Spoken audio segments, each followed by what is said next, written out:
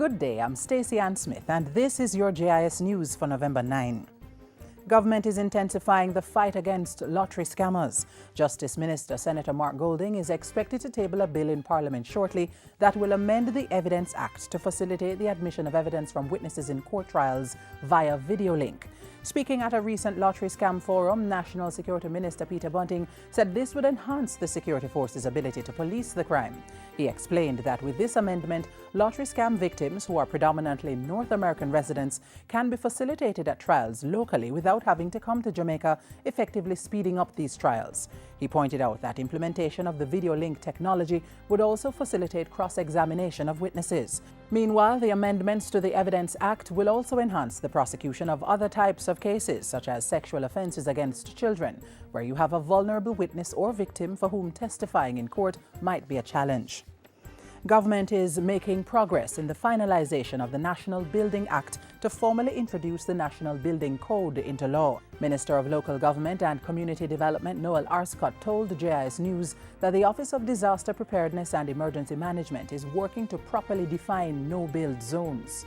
Apart from that, we are also looking at what mitigation methods that can be utilized in collaboration with other state agencies.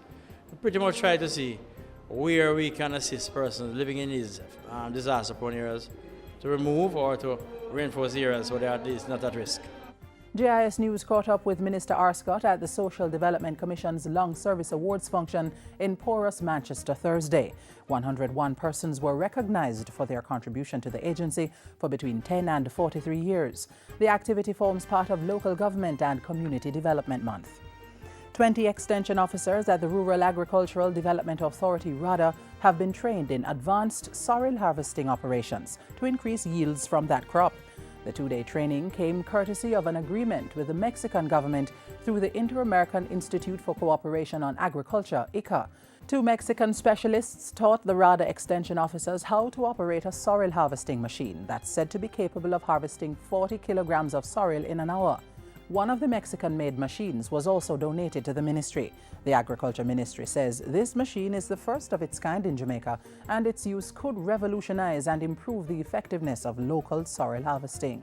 This is something that will encourage our farmers to get back in production, and even in a bigger way, understanding that there is now going to be a way where they can reap their sorrel in a much more efficient way.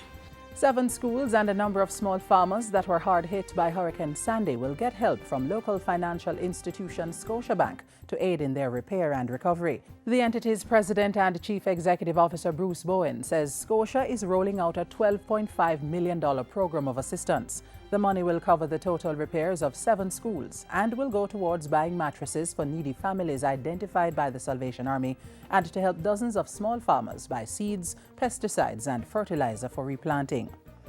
Jamaican veterans of World Wars I and II will be honored this Sunday at the annual Remembrance Day service planned for the National Heroes Park.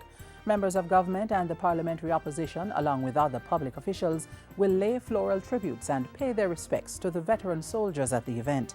The public is invited to that service and similar ones across the island. Members of the public may also show their support for the veterans by supporting the Jamaica Poppy Appeal. While the poppies are not for sale, persons are asked to make a donation which will be used for the upkeep of veterans. Those who plan to attend the service at National Heroes Park should be seated by 10:10 a.m. for the service, which starts at 10:55 in the morning. And finally, the Jamaica Information Service joined other community organizations to support the recently staged Lauriston Thompson Pen 4-H Club's Stew and Jerk Festival. Residents from the St. Catherine communities turned out in their numbers to feast their eyes and palates on the offerings. Patrons also got an opportunity to get information from the JIS booth, which provided heritage information and key links to public service entities. The booth also displayed publications on Jamaica 50 and other Golden Jubilee material. And that's it for JIS News Today. I'm Stacey Ann Smith. Thank you for watching.